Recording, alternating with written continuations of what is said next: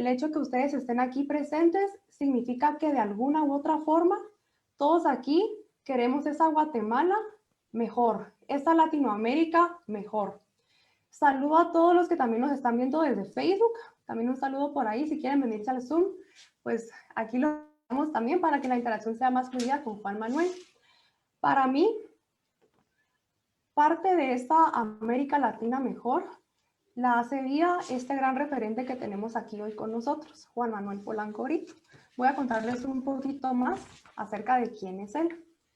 Juan Manuel tiene 24 años y nació en Santiago de los Caballeros, en República Dominicana. Es licenciado en Educación, mención Ciencias Sociales en la Universidad Nacional Evangélica, summa cum laude.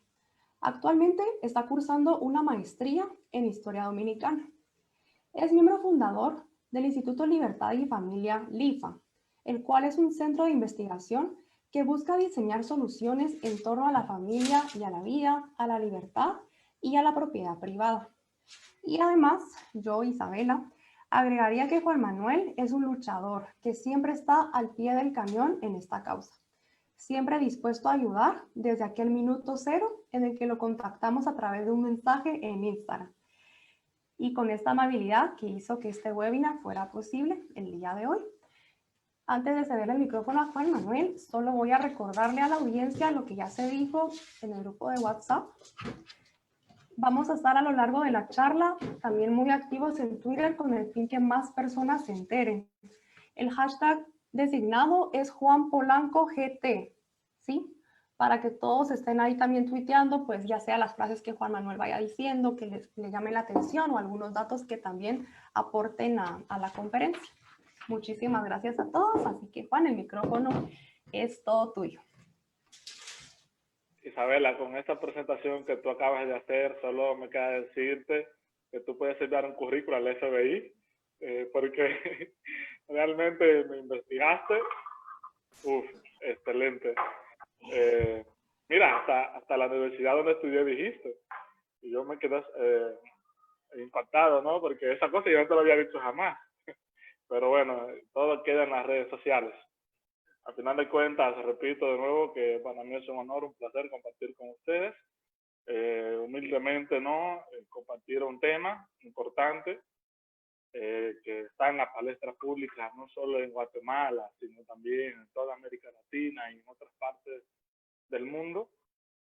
Inicio siempre diciendo que la causa privada no depende de nadie en particular, por lo tanto debemos unirnos entre todos, defender aquellos valores que sí funcionan a la hora de dinamizar la economía. Para mí esos valores son cuatro valores fundamentales. Está la vida, la familia, la propiedad privada y la libertad. Esos cuatro valores, no solo porque haya un fundamento bíblico que lo establezca, sino porque hay un orden lógico que se va adquiriendo de la experiencia de la humanidad, en toda su historia. Y por producto de ciencia empírica podemos decir que sí ha funcionado y por lo tanto debemos velar por ella. Entonces, aquí entra en materia una corriente, ¿no? Que es más bien promovida por los conservadores. Hablo del conservadurismo más bien como una actitud de vida. El conservador como tal busca conservar lo que sí funciona, lo que así se adapta en la sociedad. En este momento voy a compartir pantalla. No sé si me dieron el acceso para hacerlo. A ver, sí. Sí, ya está la opción habilitada. Muy bien, gracias. A ver qué aparece en pantalla. Bueno, este es el tema. Me gustaría saber si me pueden afirmar que se ve lo que creo que... Bueno, desmontando la cultura abortista, un tema que para mí me emociona bastante hablar del aborto como tal, no desde el fundamento biológico, porque no soy un científico, no soy un médico, no soy licenciado en biología, más bien hablaría desde la parte filosófica, desde la parte ideológica. Parece que alguien quiere decir algo. ¿Ya? Por favor, ¿puedes poner ahí? Perdón, ¿pueden silenciar sus micrófonos, por favor, Pablo, si me echas una manita? Okay. Gracias. Sí, ya están silenciados. Pensé que alguien quiere decir algo, pero bueno, no hay problema. Bueno, como decía, aquí voy a hablar desde la parte ideológica, filosófica, política, que gira en torno a la cultura del aborto como tal. Y bueno, como es una conferencia especialmente para Guatemala, sería bueno tratar inicialmente el marco legal, el marco jurídico guatemalteco. Y realmente la Constitución de Guatemala, la última modificación fue en el año 93. De entrada, al parecer, dicho país requiere de una modificación constitucional para que sea más adecuada a las tendencias actuales. Pero, en fin, una de las cosas que resalto, ¿no?, es que en su artículo 3 se defiende el derecho a la vida. De igual forma, en la República Dominicana tenemos esa similitud, porque en los preceptos constitucionales se defiende la vida como tal, desde la concepción hasta la muerte. Por lo tanto, en este país no solo es inimaginable aprobar el aborto, sino también la pena de muerte. Y de entrada comentaré un poco, ¿no?, acerca de la realidad de la República Dominicana sobre el aborto. Aquí está penalizado el aborto, pero aún así se quiere someter un nuevo proyecto de Código Penal. Y de igual forma, aunque sigue penalizado el aborto, se presenta la misma similitud que ustedes viven en la parte del llamado aborto terapéutico. Aquí de igual forma se quiere dar entrada a ese pequeñito detalle. Aún así hay otros legisladores que proponen sacar el tema del aborto del Código Penal y tratar el tema del aborto en una nueva ley especial. Para mí eso es crear un colchón jurídico que abre puerta a mantener bebés como si fuesen ratas de laboratorio. De igual forma, aquí en la República Dominicana tenemos una organización que recibe fondos, millones, por parte de la IPPF, que es Pro Familia. De igual forma compartimos esa similitud con ustedes. El término Pro Familia, curioso el nombre, más bien se trata de planificación familiar bajo el concepto de derecho, de salud reproductiva, salud sexual. Y he podido identificar que desde el año 2008 hasta el año 2016, Pro Familia recibió por parte del IPPF más de 400 millones de pesos americanos. En términos de dólares serían 7.5 o 8 millones de dólares. Una cifra que es impactante, sabiendo que en la República Dominicana hay muchas necesidades básicas, pero se le destinan tantos fondos para promover los derechos sexuales y reproductivos de la mujer. Como aquí todavía el aborto es ilegal, Pro Familia no puede prestarse a servicios, no puede prestarse a dar esos servicios, pero si lo legalizan, ya sabemos que Pro Familia RD se dedicaría a eso. Y siendo no docente, el año pasado, Pro Familia envió a 2 chicas a un centro educativo donde laboraba a dar una charla sobre el llamado educación sexual integral. Y ahí tenía estudiantes de 18, 17, 15, 13, 11 años. Los tenían todos dentro de un salón y esas chicas básicamente le enseñan qué es un preservativo, que si van a tener relaciones sexuales utilicen preservativos. Y a lo último decían, ¿no?, que ellos tienen clínicas privadas y que ellos pueden ir a recibir orientación sobre el tema sexual sin el consentimiento de sus padres, que ellos mantendrían el anonimato.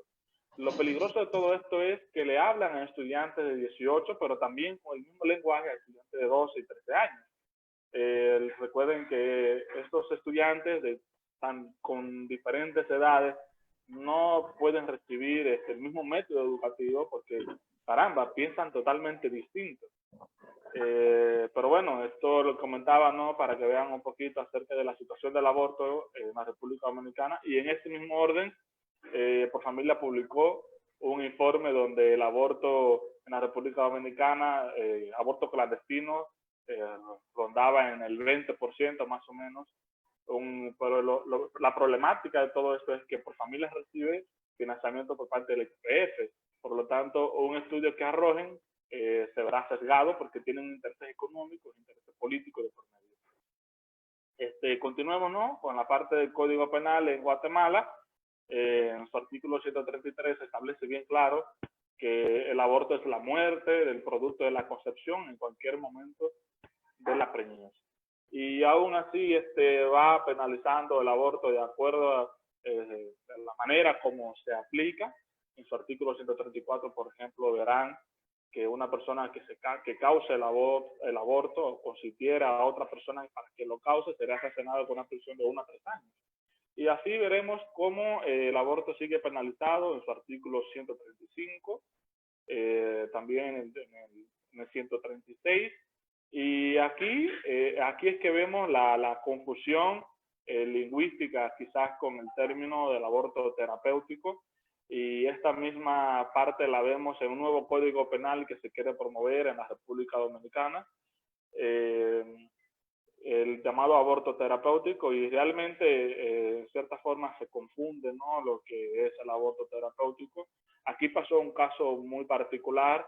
Había una persona embarazada, parece que la criatura falleció dentro del vientre, y fue a 2 clínicas privadas a realizar el proceso, ¿no?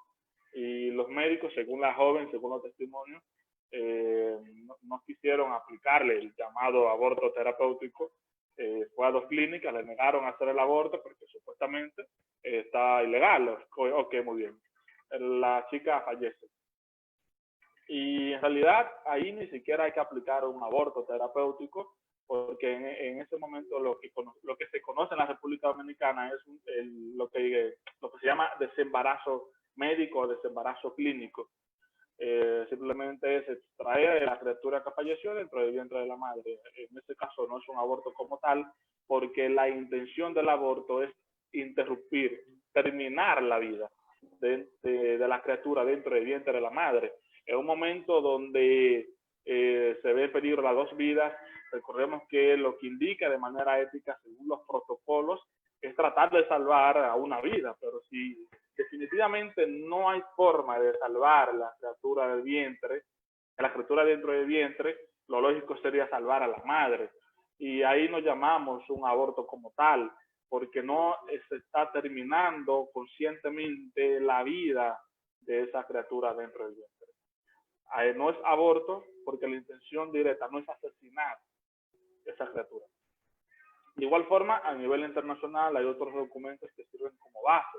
Recordemos que los proabortos acuden, ¿no?, al llamado derechos humanos, pero la propia Declaración Universal de los Derechos Humanos, firmada en 1948, afirma en su artículo 3 que todo individuo tiene derecho a la vida, a la libertad y a la seguridad de su persona. Y de igual forma está la Declaración de los Derechos del Niño, y en cada artículo de esta declaración se vela por la integridad, por la dignidad del niño. Y estos documentos son firmados por cada país que pertenece a la ONU, por lo tanto debe tener un compromiso, una responsabilidad para cumplir al pie de la letra lo que establece esta declaración. Antes de seguir con el tema, creo que es muy válido, ¿no?, tratar el caso de las feministas radicales que apoyaron el aborto.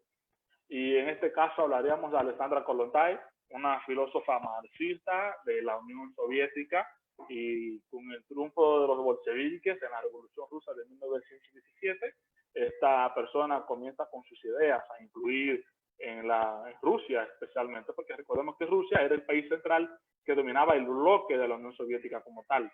Y uno de sus ensayos, El comunismo en la familia, básicamente ella retoma las ideas, los principios filosóficos, ideológicos del filósofo alemán Friedrich Engels. Friedrich Engels escribe un libro llamado El origen de la familia, la propiedad privada y el Estado. Y aquí cuando nace la relación del feminismo con el marxismo. Nace aquí el feminismo marxista. Y en fin, esta persona básicamente decía en sus libros que el capitalismo obligaba a las mujeres a ser domésticas, que no podían tener una inclusión en la parte laboral, en la parte económica, que el capitalismo hay que eliminarlo porque es base de la propiedad privada, y la familia es base de la propiedad privada como tal. Por lo tanto, hay que eliminar la familia, hay que eliminar el matrimonio, hay que reinventarlo, hay que redefinir el concepto de maternidad porque estas filósofas, estas feministas radicales establecen que muchas mujeres son obligadas a quedar embarazadas para que el capitalismo siga permaneciendo. Resulta, ¿no?, que la mujer logra incluirse en el aspecto laboral con el capitalismo. Curioso que no se cumplió con el comunismo como tal, y que de hecho en ese paraíso comunista donde ella decía que la mujer iba a lograr emanciparse totalmente de la sociedad, sucede todo lo contrario, porque en Rusia primero fue el primer país de todo el mundo en legalizar el aborto. Hablamos de que fue en el año 1920. Para 1913 la tasa de natalidad era de un 45.5%, pero para la década de los 50 había disminuido un 26.7%. El número de abortos se cuadruplica y hasta se registra que para 1934 un 80% de las mujeres que quedaban embarazadas se sometían a abortos. Y es que en la Unión Soviética se elaboraban hasta manuales para que las mujeres pudiesen abortar desde su casa. Lo mismo que hacen los proabortos hoy en día, con las promociones que hacen en las páginas están abiertas como Instagram, Twitter, en los grupos de WhatsApp andan promoviendo manuales para que las mujeres aborten. Y ahí se desarrollaban técnicas para que las mujeres lo puedan realizar desde su casa, ingiriendo una pastilla. Luego tenían que brincar una especie con las piernas abiertas para que el feto simplemente saliera, lo recogieran, lo echaran al inodoro o a la basura. Así, a la clara, lo promovían en la Unión Soviética. En ese paraíso comunista la mujer ni siquiera pudo emanciparse, como Alexandra Kollontai decía. Las violaciones sexuales aumentan, el abuso en el hogar, la violación intrafamiliar aumenta igual, el trabajo de la prostituta tampoco se eliminó, y por supuesto ninguna mujer llegó a ocupar un cargo político alto durante la Unión Soviética. Otra feminista radical es Simone de Beauvoir. Su frase más icónica, no se nace mujer, se llega a hacerlo. Y básicamente sus ideas también eran influenciadas por su amante Jean-Paul Sartre. Jean-Paul Sartre era un filósofo que pensaba que la existencia del humano precede la esencia. Y en su libro, El segundo sexo y otros ensayos que influyeron a la hora del nacimiento de la segunda ola del feminismo, sigue promoviendo aquella idea de que la mujer debe librarse, porque básicamente todo el mismo libro, el pequeño libreto desde Engels hasta la actualidad, porque para mí Engels es el mayor feminista radical de toda la historia, porque es aquí cuando empieza a reivindicar una sociedad matriarcal, y es la misma idea que va promoviendo Simone de Beauvoir y otras feministas radicales. Y aquí básicamente recogí un poco del pensamiento de Simone de Beauvoir. Ella básicamente creía que el proceso biológico de la mujer creaba sufrimiento en la mujer. Perdón, que el proceso biológico del embarazo creaba sufrimiento en la mujer. Y es básicamente lo que buscaban estas feministas radicales, extrapolar el concepto de libertad y que la mujer pueda tener un rol redefinido en el hogar, eliminando a la familia, eliminando el matrimonio como tal, porque como decía Engels en su libro, tanto la familia como el matrimonio son base de la propiedad privada, por consiguiente el mismo capitalismo. Entonces, ¿qué pasa con estas feministas radicales? Que buscan desplazar el capitalismo para instaurar el socialismo o el comunismo, como le quieran llamar. Y recordemos que una de las características del comunista es que mira al Estado como su Dios. Por lo tanto, hoy en día los por aborto se refugian bajo el Estado para seguir adoctrinando ideológicamente a las demás personas, porque saben muy bien que es desde el Estado que se logra todo esto. Otra feminista radical que defendía el aborto era Kate Millett, y su frase más icónica: lo personal es político. Y esta frase es muy peligrosa porque cuando decimos que lo mío es político, estoy básicamente diciendo que mi concepto, mi vida privada, debe ser orden público para todos. Y cuando convertimos algo en orden público para todos, estamos tocando nuestros propios recursos, estamos diseñando políticas públicas para que todos sean o reciban la misma atención que alguien, incluso esa persona puede estar promoviendo cosas que yo mismo no estoy de acuerdo. Por lo tanto, desde el Estado estarían promoviendo, estarían utilizando mis impuestos, mis recursos públicos, mis recursos para promover algo que yo ni siquiera comulgo. Entonces, a partir de esta idea de los personales políticos, comienza a reivindicarse un movimiento feminista mucho más fuerte. El colectivo LGBT utiliza esta frase para seguir escalando a nivel político, de igual forma la cultura pro aborto. Y bueno, esta persona simplemente buscaba destruir la familia como institución pilar de la sociedad. Y de igual forma la propiedad privada. Entonces, por eso yo digo que ya esto es un asunto ideológico, es un asunto filosófico, aunque tenga también otros trasfondos, otras premisas para analizar el tema. Otra feminista radical que defendía el aborto era Shulamit Firestone, una persona, una feminista que básicamente decía, o esa frase más icónica de ella, se reduce a lo siguiente, que tengo derecho a decidir sobre mi propio cuerpo. Entonces ya ven cómo hoy en día el movimiento pro aborto dice, es mi cuerpo, es mi derecho, es mi decisión, y, o sea, que tiene una relación, ¿no?, con el feminismo radical, con el marxismo como tal, porque estas ideas nacen producto de la relación del movimiento feminista, de la segunda ola del movimiento feminista, con la ideología marxista. Y ya con el nacimiento de la tercera ola del feminismo, que son estos referentes que acabo de mencionar, vemos cómo siguen promoviendo las ideas de Friedrich Engels. Y esta referente del movimiento feminista radical buscaba la eliminación de la función reproductiva de la mujer, que la mujer y los niños puedan independizarse económicamente hablando, buscar incluir a la mujer y a los niños en los aspectos de la sociedad, y por último, lograr la libertad de todas las mujeres y niños para hacer lo que sea que deseen sexualmente. Y esta misma referente del movimiento feminista radical decía en sus obras que si una persona o un niño, para poder tener un contacto libre sexualmente hablando, puede hacerlo incluso con su padre o madre biológica, dando aquí entrada a la idea del incesto. Básicamente esta persona promovía el incesto, la pedofilia, porque ella decía que un momento en la humanidad es cuando un niño desea relacionarse sexualmente con un adulto sería algo ya normal. Para ella habría tan solo dos dimensiones a la hora de llegar a ese punto. Primero, que el niño o la niña tenga una suficiente capacidad para recibir penetración. Y segundo, que el niño o la niña tenga discernimiento, tenga consentimiento acerca de un acto sexual.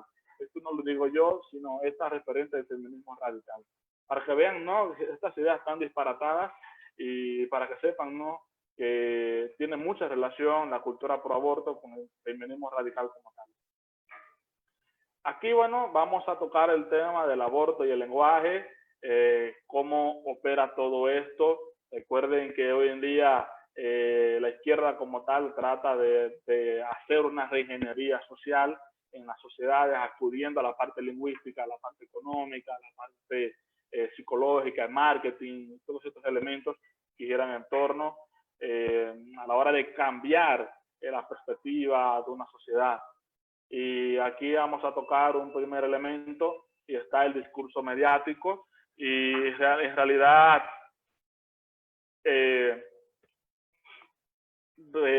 cuando tocamos el discurso a favor del aborto, la legislación del aborto, estamos dando paso para que se convierta en agenda pública. Entonces ya ese discurso mediático se toca en los procesos electorales, en campañas electorales. Por eso básicamente hoy en día un candidato básicamente debe fijar una posición, sea a favor o sea en contra del aborto.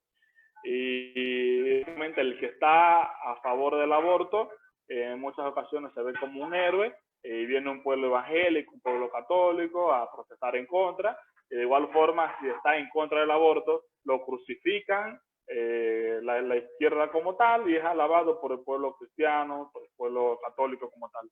Básicamente hemos convertido esto como una lucha entre el cristiano y el impío, básicamente.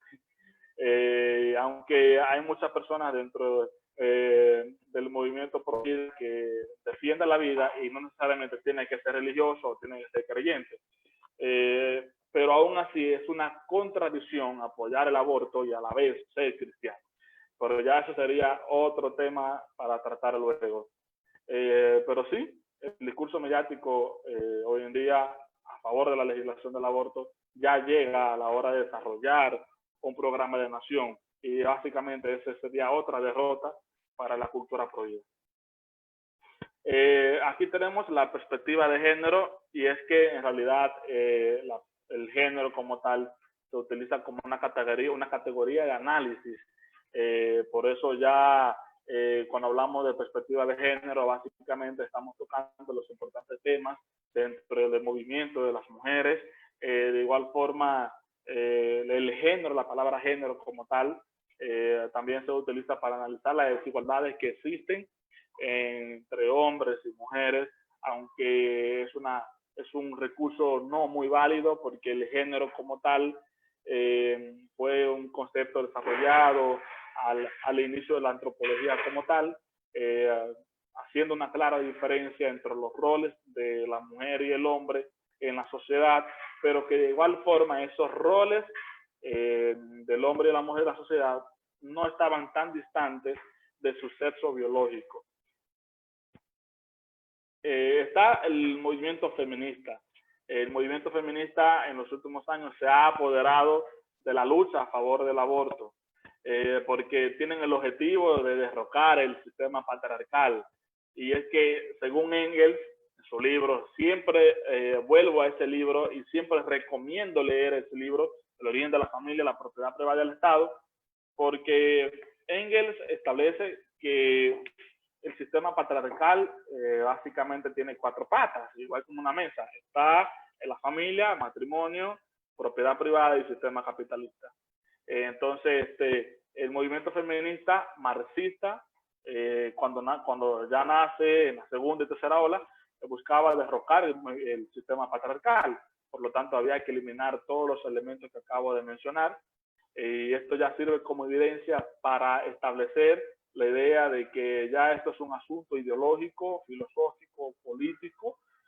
Aquí ya empezamos a hablar de lo que es feminismo marxista, de marxismo cultural, lo que tanto Laje y Nicolás Márquez han hablado en su libro, el libro negro de la nueva izquierda. Y no solo ellos, también está Pablo Muñoz Iturrieta, otros escritores que han publicado libros, ensayos sobre este tema. Está Jorge Escala, un argentino, que escribió un libro llamado La ideología del género. También está el filósofo español César Vidal, escribió un libro llamado El pecado de Sodoma, ideología de género y crisis. Ese fue el primer libro que yo empecé a leer sobre el tema de la ideología de género y demás asuntos. De igual forma, hay una campaña publicitaria a favor del aborto como tal. Por eso se destinan muchísimos fondos para financiar proyectos de leyes, partidos políticos, los propios políticos. De igual forma se llegan a los asuntos de artistas, deportistas, comunicadores, actores. Por eso también vemos cómo muchas transnacionales, empresas grandísimas a nivel internacional, promueven una campaña no solo a favor del aborto como tal, sino también a favor del colectivo LGBT. Por eso no es de extrañar que desde un tiempo hacia acá vemos cómo nos bombardean desde los medios de televisión, radio, publicidad, en las redes sociales, el propio Netflix, que sirve, ¿no?, a la agenda globalista, con todos estos intereses, y que estas empresas se lucran bastante a la hora de promover esto. No solo está Netflix, sino también Colgate, Oreo, la Nike, y también otras fundaciones millonarias de todo el mundo, la Fundación Turner, la Fundación de Bill Gates, la Fundación Ford también se van lucrando con este negocio, y por lo tanto, como es un negocio, requiere de publicidad, y o sea, es todo básicamente un conjunto, ¿no? Y recordemos algo, que la promoción, la campaña publicitaria es proporcional a la alta tasa de rechazo. ¿Por qué razón? Porque si algo es tan aceptado popularmente en la sociedad, que yo no sé si en sus países han dicho que aquí la mayoría defiende el aborto por 3 causales, pero ¿por qué promueven, por qué hacen una campaña publicitaria a favor del aborto si la mayoría lo hace? El objetivo de una campaña publicitaria es ganar adeptos, básicamente. Por lo tanto, aquí se presenta la primera falacia lógica acerca de la cultura del aborto como tal. Si hay tantos seguidores y personas que defienden esto, entonces esa campaña publicitaria no debería ser tan agresiva. De igual forma, hay una manipulación lingüística y realmente ellos acuden a lo que son los eufemismos y falacias lógicas dentro del debate, en la palestra pública, y realmente recordemos que el eufemismo como tal es una palabra, una expresión de menor connotación. Por lo tanto, lo vamos a ver a ellos utilizando palabras como dilatación, que en términos técnicos es rasgar el útero. Vamos a verlos a ellos utilizar palabras como interrupción del embarazo, operación, derecho a decidir, salud de la mujer, el término proelección, pero básicamente el objetivo es suavizar lo que ocurre realmente en un proceso de embarazo. Están terminando cruelmente la vida inocente. Y entonces, como saben muy bien que es un proceso muy cruel, deben utilizar palabras suaves para tratar no de maquillar lo que sucede realmente, porque en realidad no hay una interrupción del embarazo. Lo que sucede realmente es que están terminando directamente la vida de alguien, porque si fuese una interrupción, entonces se reanuda, pero pasa todo lo contrario, están terminando realmente la vida de alguien. Y también están las falacias lógicas, las falacias ad hominem. Es un recurso que se utiliza mucho en los debates. Las falacias lógicas son argumentos que parecen lógicos, pero realmente no lo son. Un ejemplo básico, el perro tiene 4 patas, la mesa tiene 4 patas, entonces el perro es una mesa. Al parecer es un argumento lógico porque todo lo que tiene 4 patas debería ser un perro, pero en realidad no lo es. Entonces, muchas personas que defienden o que utilizan falacias lógicas dentro del debate público, más bien tienen la intención de engañar al público con un argumento que no tiene base científica. Y de igual forma, estos grupos se apropian del lenguaje, se apropian de las palabras, desvirtúan el significado. Palabras como vida, humano, criatura, embarazo, aborto. Asimismo, la izquierda, en otros términos, se apropian de la palabra como pueblo, soberano, democracia. Entonces, básicamente, hacen una campaña utilizando estas palabras, elaboran un discurso, un programa de gobierno utilizando estas palabras. Y entonces, cuando alguien está en contra de ellos, como ya han hecho un trabajo en el subconsciente de la persona, tratando de meterle una palabrita con un concepto que no es, entonces a nosotros nos tildan de enemigos del pueblo, porque estos se apropian de las palabras como tal, las asumen y básicamente nos dejan a nosotros con un lenguaje de odio. Y bueno, como les decía al inicio, todo esto se logra desde lo que se conoce como reingeniería social. Bueno, aquí hubo un problemita con digitando las cosas. Recordemos que la reingeniería social en una sociedad se cambia el pensamiento, la percepción que tiene la sociedad en sí, se logra desde la parte lingüística, la parte de marketing, la parte psicológica igual. Aquí vamos a tratar algunas falacias que vemos en la cultura pro aborto. Y la primera, la que todos sabemos, ellos dicen que ninguna mujer es obligada a abortar, pero de igual forma están obligando al Estado a pagar para que aborten. O sea, ellos acuden a un aborto legal, seguro y gratuito, pero recordemos que en términos económicos nada es gratis, salvo el aire que uno respira. Por lo consiguiente, quizás para el usuario sea gratis, pero alguien por detrás lo está pagando. Entonces, la cultura pro aborto acude, ve al Estado como su refugio, como su Dios, por lo tanto, están exigiendo que el Estado ahora mismo cubran esos abortos. Están obligando al Estado a cubrir. Y por lo tanto, el Estado, recordemos, utiliza esos recursos de nuestros propios bolsillos y al final de cuentas estamos pagando algo que ni siquiera nosotros defendemos. Y es verdad, dicen ellas que ninguna mujer es obligada a abortar, pero de igual forma en las clínicas el médico obligatoriamente debería hacerlo cuando ya es legalizado. Y entonces, y el bebé que no nace, ¿qué vamos a hacer con ello? Entonces, estas son cosas que se presentan, o sea, como les dije, son falacias lógicas, son argumentos que no tienen base científica, que debemos prepararnos para identificar esas falacias lógicas, porque son muy difíciles de notar. Muchos caemos en el meollo, en el hoyo que ellos propiamente crean en el debate público y nos ridiculizan. Otra falacia lógica, la mujer fue violada, aborto legal. Y en realidad, recordemos una cosa, a la hora de diseñar políticas públicas, porque bueno, si queremos legalizar el aborto, ¿qué debemos hacer? Tocar la parte de la legislación. Aquí vienen los distintos ministerios, no sé si hay un ministerio de la mujer en Guatemala, pero aquí hay un ministerio de la mujer. Y realmente se quiere diseñar un programa para reducir diversas cosas. Imaginemos que se quiere legalizar el aborto o la causal por violación. Bueno, sí, aquí se quiere promover 3 causales. El aborto, maldeformación del feto y cuando la vida de la madre peligra. Y entonces aquí tenemos la primera fase, el aborto producto de una violación. Vamos a diseñar unas políticas públicas para evitar que más mujeres sean violadas, porque el problema es ese, las mujeres son violadas.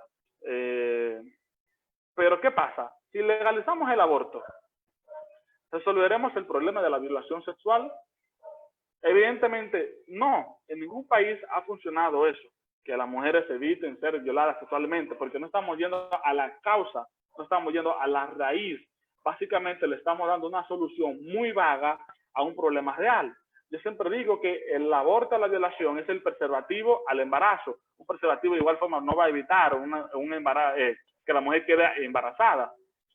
Por lo tanto, es lo que le digo, a la hora de diseñar políticas públicas debemos ir a la raíz.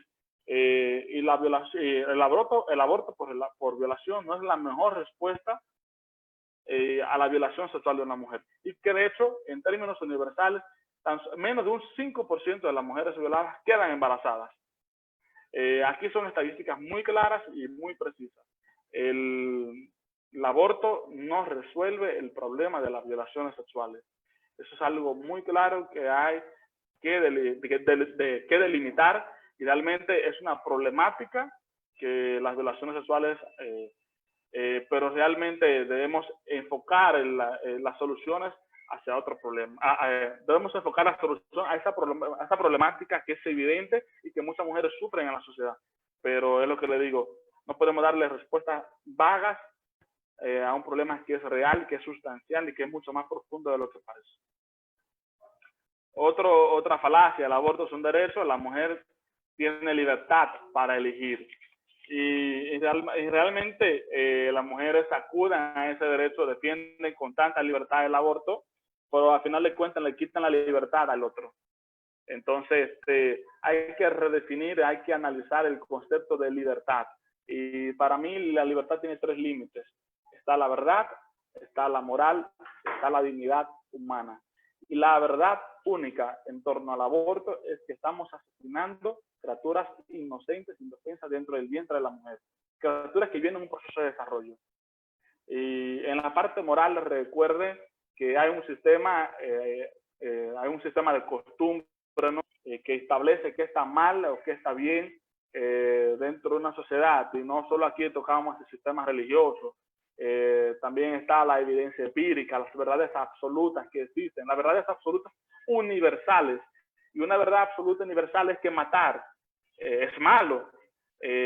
Por lo tanto, cuando estamos asesinando a la criatura dentro del vientre, podemos definir, ¿no? Podemos llegar a la conclusión de que no podemos legitimar el asesinato de criaturas.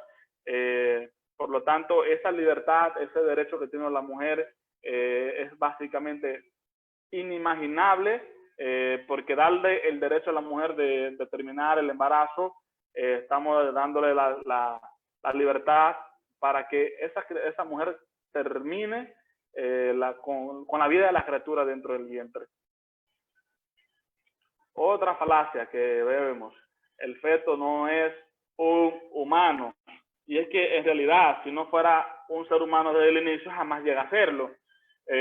Porque es que la mujer no lleva una especie de vegetal, no lleva un animal dentro del vientre, está llevando en gestación un humano. Y es que en realidad el espermatozoide contiene el ADN humano. Por lo tanto, desde cuando ese espermatozoide llega al óvulo, es fecundado y todo esto, comienza el proceso de la concepción y todo, comienza la vida, porque en realidad la mujer no llevará algo dentro del vientre que no tenga vida, y realmente ese proceso no se desencadena en la gestación y todo lo demás que conlleva un proceso biológico de embarazo. Como le dije, yo no vengo a explicarnos cómo se da este proceso biológico, pero más bien hay que desmontar ese concepto desde una parte filosófica y lógica. Como le dije al inicio, si no fuese un humano desde el inicio, entonces jamás llega a ser humano, porque ¿qué otra cosa puede llevar la mujer dentro del vientre si no es un ser humano? Otra falacia: no puedo ser obligada a tener un hijo no deseado. Y de acuerdo con unas estadísticas, el 90% de los niños maltratados a nivel global son de embarazos deseados. El otro 10% restante son de embarazos no deseados. Por lo tanto, aquí hay que entender realmente el concepto de deseo. Un embarazo no deseado, pero recordemos que el deseo más bien es una categoría emocional. ¿Qué pasa si cuando tienes esa criatura, tus deseos de mantenerlo aumentan? ¿Qué pasa con las personas que tan pronto terminan un embarazo dentro del vientre, tienen traumas emocionales y aumentan los deseos? La palabra deseo, aumentan los deseos de quitarse la vida. ¿Cómo vamos a identificar todo eso? Porque realmente, ¿qué pasa con el sentimiento, con la emoción de ese niño que está dentro del vientre de la mujer? Y esta palabrita de un niño no deseado, un niño que viene producto de una vez, que viene con una malformación congénita, que no tiene compatibilidad con la vida, que viene supuestamente con un síndrome, por ejemplo, y que debemos evitar que sea maltratado psicológicamente en la sociedad. De igual forma, así mismo le damos entrada a una persona que tiene precariedad económica. Básicamente estamos legitimando el asesinato de personas pobres.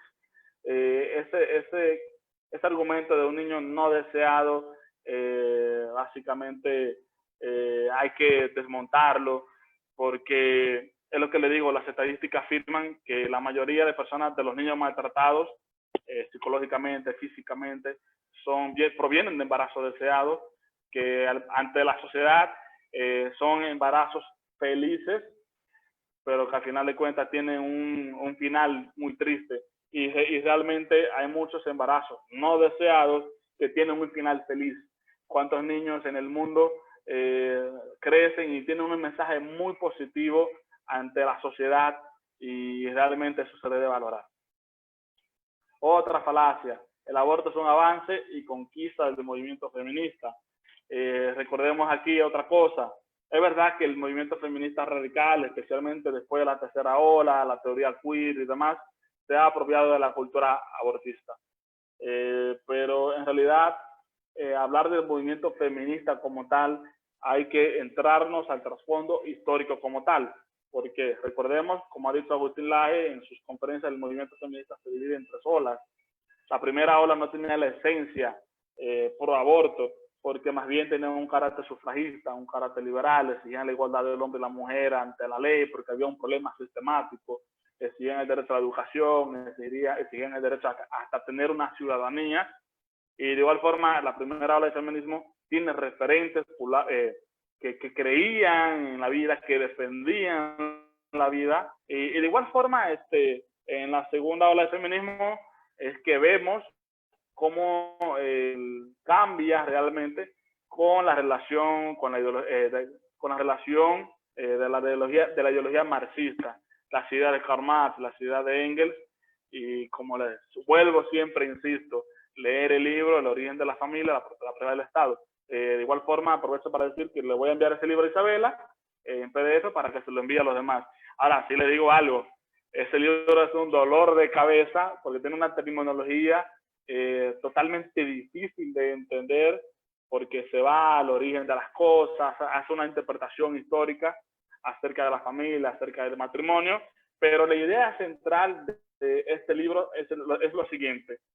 En la lucha de clases, con esa revolución del patriarcado, con esa revolución del proletariado, perdón, y la reivindicación de la sociedad matriarcal, esa es la idea central, pero al final de cuentas critica a la familia porque según Engels, en términos de proletariado, de la lucha de clases, la mujer representa al esclavo, al proletariado, y el hombre representa al burgués.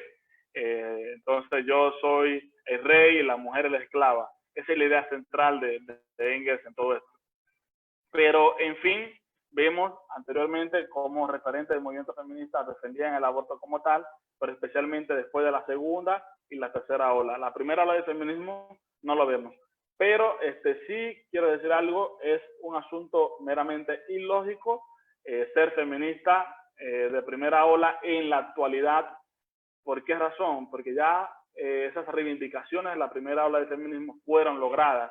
Por consiguiente, ya hay una etapa que cerró. Entonces, cuando vemos a alguien que dice ser feminista de primera ola en la actualidad, sería básicamente creerse Heródoto en el siglo XXI, porque ya hay procesos históricos que se terminan y así lo vemos. Hoy en día no tiene ningún tipo de sentido defender la igualdad entre el hombre y la mujer ante la ley, al menos en el occidente, que sí vaya el movimiento feminista al Medio Oriente, a los países musulmanes, a decirle a todo el mundo que la mujer es libre para que vean cómo son asesinadas. En el Medio Oriente hay mujeres que ni siquiera pueden salir de su casa, que tienen que pedirle permiso a sus maridos. Que vayan allá, ¿no? Que vayan allá, ¿no? A conquistar ese logro y que se llenen la boca bien de decir que pudieron lograrlo en el Medio Oriente. Pero sabemos cuál es el interés ideológico y es atacar todo el occidente. ¿Por qué razón? Porque el occidente fue fundado bajo los principios cristianos. Por el consiguiente, hay un ataque directo a la iglesia, aunque ya eso sería otro tema. El tema del aborto, ¿no? En el 1973 se legalizó el aborto en Estados Unidos. Y desde esa fecha hasta la actualidad se han practicado más de 60 millones de abortos. Esta cifra supera la muerte que ocasionó la Segunda Guerra Mundial. Y ese año, 1973, coincide con otro hecho. ¿Y cuál es ese hecho? Bueno, que en el 1973, por una iniciativa de unos psiquiatras, Robert Spitzer es uno de ellos, lograron, ¿no?, por presión social, por presión psicológica, política, económica, excluir la homosexualidad como trastorno psicológico para una nueva revisión del DSM, hablo del DSM-2. Y que de igual forma ese colectivo LGBT influyó para sacar la pedofilia como trastorno psicológico que requiere de tratamiento químico. Hoy en día podrán ver en el DSM-5, de la última revisión, que la pedofilia aparece como un trastorno parafílico. Y en realidad vemos cómo el colectivo LGBT se relaciona directamente con el movimiento pedófilo. Eso no es un secreto para nadie. Pero ese mismo doctor, Robert Spitzer, al inicio de la década, del año 2000, perdón, publicó un estudio donde establecía que los homosexuales con su terapia podían abandonar esa conducta. En realidad, ese año para mí es sumamente curioso. Excluyen la homosexualidad del DSM y legalizan el aborto en Estados Unidos. Y en realidad probablemente no hay suficiente argumento para establecer que un homosexual requiere de tratamiento químico. O sea, no lo hay realmente, pero eso no fue el motivo principal en el entonces, hubo presión. De igual forma aquí vemos algunos tipos de abortos, eso es algo básico, ¿no? Que entiendo que aquí lo conocen, el espontáneo, inducido, terapéutico, por medios mecánicos, quirúrgicos. Aquí entra el aborto por succión. No sé si ustedes pudieron ver la película de Abby Johnson donde se practica un aborto por succión. Eso entra dentro de abortos por medios mecánicos. Y por último, el aborto químico, farmacológico. Vemos cómo en la misma película la IPPF subvenciona las clínicas privadas y ellos se encargan, ¿no?, de mantener este negocio a nivel global. Y otra idea que se ha vendido, ¿no?, que en todo el mundo solo pocos países promueven el aborto o penalizan el aborto. No sé si ustedes han visto que son 6 o 5 países en todo el mundo que prohíben el aborto. No, en realidad hay más de 30 países que prohíben el aborto totalmente en el mundo. En más de 15 solo aplica cuando peligra la vida de la madre. Y en más de 50 apoyan el aborto sin ninguna condición. En los restantes quizás hay causales, pero no libremente como hay en 50. Y realmente esta semana vimos cómo varios países han firmado, ¿no?, para que el aborto no sea reconocido como un derecho. Una iniciativa encabezada por el presidente Donald Trump, secundada por Brasil, Bolsonaro, y el país vecino a la República Dominicana, Haití. Me parece que esos son los únicos 3 países de América que han firmado esta iniciativa. Aquí vemos con el caso de la IPPF. Recordemos que la IPPF es la principal promotora del aborto en todo el mundo. Fue creada en 1952 por esta señora Margaret Sanger, que total hasta defendía la eutanasia. Pero a final de cuentas la IPPF promueve la salud reproductiva, la salud sexual, la defensa del derecho a abortar de las mujeres, el libre acceso a los métodos anticonceptivos. De igual forma, la IPPF participa activamente dentro de la ONU, que miren qué paradójico, hoy la ONU celebra su conmemoración, su creación, 24 de octubre, y la IPPF en sí participa en la Comisión de Población y Desarrollo, en la Comisión de la Mujer, y miren qué paradójico que la IPPF tiene más bien un programa de control de natalidad, participa en la Comisión de Población de la ONU. Por consiguiente, ya sabremos cuál es la intención directa de la ONU en el tema de población: controlar. Esto es una infografía sacada de la propia página de la ONU, de la IPPF, perdón, y vemos cómo claramente defienden el aborto. De igual forma, estos son unos datos que obtuve. Planned Parenthood, la IPPF, recibe 1.4 millones de dólares al día. Durante el año serían $528 provenientes de impuestos estadounidenses, más los fondos, más las donaciones que buscan por otros lados. La IPPF apoyó abiertamente la campaña de Barack Obama, tanto en el año 2008 como en su reelección en el 2012. Vemos también el caso de Donald Trump, como recorta gastos de financiamiento público a la IPPF. De igual forma, la IPPF es investigada por el FBI por el tráfico de órganos de bebés abortados. Y es como dice César Vidal, si los fetos no son seres humanos, ¿por qué venden los órganos a laboratorios, clínicas privadas para hacer experimentos humanos? Aquí se presenta, ¿no?, una falacia lógica. Aquí el dato más sorprendente. Lo que ha destinado la IPPF a Guatemala desde el año 2008 hasta el año 2016. Aquí vemos cómo del año 2008 y hasta el año 2012, ¿no? Y realmente Pro Familia Guatemala recibió en el año 2008 más de $1 millón. En el año 2009, Pro Familia recibe más de $1 millón. Esta organización WINS recibe en el año 2009 más de $7,000. Y así vemos cómo en el año 2010, Pro Familia recibe más de $800,000. Esto es para Guatemala. En el año 2011 recibe casi $800,000. En el 2012, $566,000. Es así, sí, perdón. En el año 2013, vemos como por familia recibe $790,000. Y así vemos como en el año 2014, no solo por familia, también está este centro de investigación en salud sexual y reproductiva, casi $77,000. Y así vemos como en el 2015, el 2016, después de ese año, por familia quitó de la página los reportes financieros. No he tenido más acceso después de ese año, pero sí vemos cómo esto es un negocio que se lucra realmente, no solo por familia, sino también las fundaciones que apoyan a Profamilia, a la IPPF, de igual forma. Bueno, aquí tenemos a esta persona, Miley Cyrus. Recordemos que la campaña publicitaria, la campaña mediática, utilizan a actrices, actores, cantantes, deportistas para promover, ¿no? La cultura pro aborto, y es como dice Agustín Laje con esta frase: si el aborto es salud, entonces el aborto es una enfermedad. Básicamente es lo que se entendería por la imagen.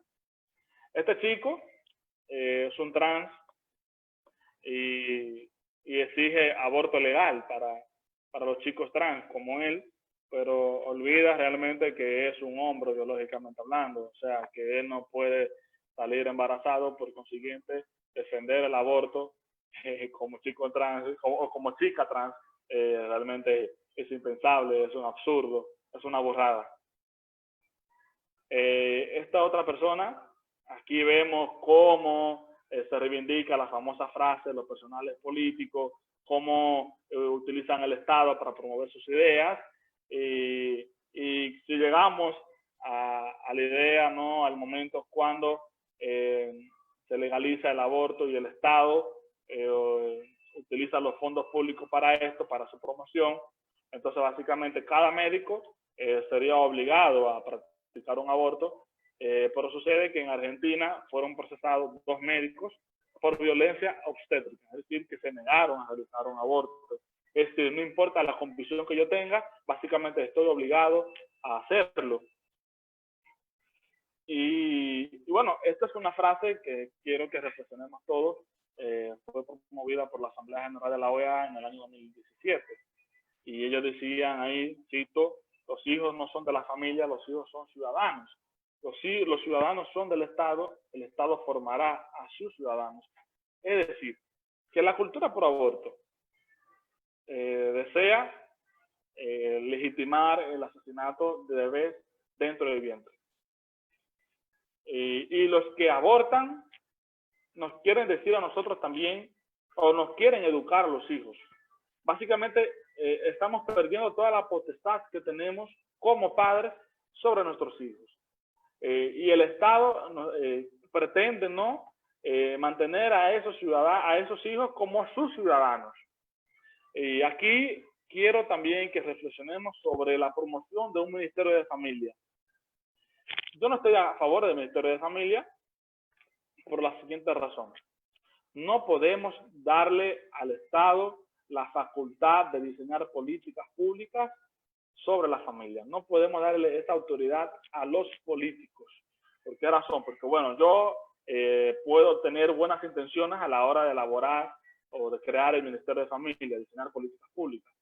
Pero yo como persona que defiende, que cree en esto, no va a durar eternamente en un poder. Por consiguiente, si yo creo el Ministerio de Familia y se lo dejo en manos de la ciudadanía, de los políticos, diseñar políticas públicas, todo bien.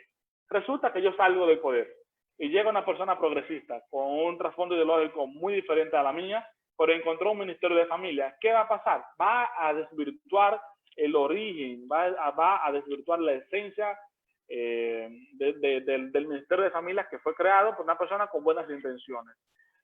Por consiguiente, la real lucha que debemos tener hoy en día es contra un Estado gigante. Nosotros tenemos que promover la limitación del Estado, que reduzca sus competencias, que nos dejen a los padres esa obra de caridad que hacemos sobre nuestros hijos, porque nosotros somos los que educamos al inicio de la vida. el Estado no tiene que tener la responsabilidad de educar a nuestros niños. El Estado debe enseñar ciencias biológicas, ciencias sociales, porque si el Estado se encarga de educar a nuestros niños y, como indica bien la frase, el Estado formará a estos ciudadanos, ¿qué va a pasar? Que si un proaborto llega al Estado, va a adoctrinar a los niños desde pequeños, para seguir con una idea a favor del aborto, a favor del colectivo LGBT, a favor de todas estas ideas que defiende el progresismo cultural como tal. Por lo tanto, hoy en día, los provida, los que estamos en contra de esta agenda, la iglesia como tal, la familia como tal, el sector privado, las sociedades intermedias, deben tener esto bien pendiente, porque si permitimos que el Estado promueva el aborto, pero de igual forma nos quita la potestad y educa a nuestros niños, básicamente estamos permitiendo que un cáncer gigante siga en la sociedad. Entonces, aquí reflexionamos finalmente sobre algunas cositas. Y esta pregunta de qué podemos hacer. Y realmente la primera parte sería la formación política, porque recordemos que esta lucha se da en la parte política. Y yo siempre he dicho que es mejor tener una ciudadanía educada políticamente que tener políticos educados. ¿Por qué razón? Porque cuando hay políticos educados y no una ciudadanía que comprende los procesos políticos, entonces siempre nos van a engañar, siempre nos van a pisotear, van a robar, van a mentir a la clara, se van a burlar de nosotros. Y realmente tener educación política nos permite comprender realmente un discurso político, un plan de gobierno, lo que son las políticas públicas, todo este proceso en sí, la relación de la sociedad con el Estado, la relación de la sociedad con la administración pública, con los gobiernos, porque la política de igual forma es muy amplia. La política no solo se hace desde el gobierno, la política es un servicio. Aristóteles en su libro, en su obra Culmen Política, escrito entre el siglo IV a.C., nos invitaba, ¿no? Nos diferenciaba de los animales como sum politicón, animales políticos, y como animales políticos nos vemos en la necesidad de estar en una sociedad bajo orden. Pero de igual forma, cuando no tenemos educación política no vamos a comprender lo que engloba la política como tal. Y realmente como hay una sociedad, nosotros nos vemos obligados a vivir en una sociedad, eso básicamente deja en evidencia que somos seres sociales.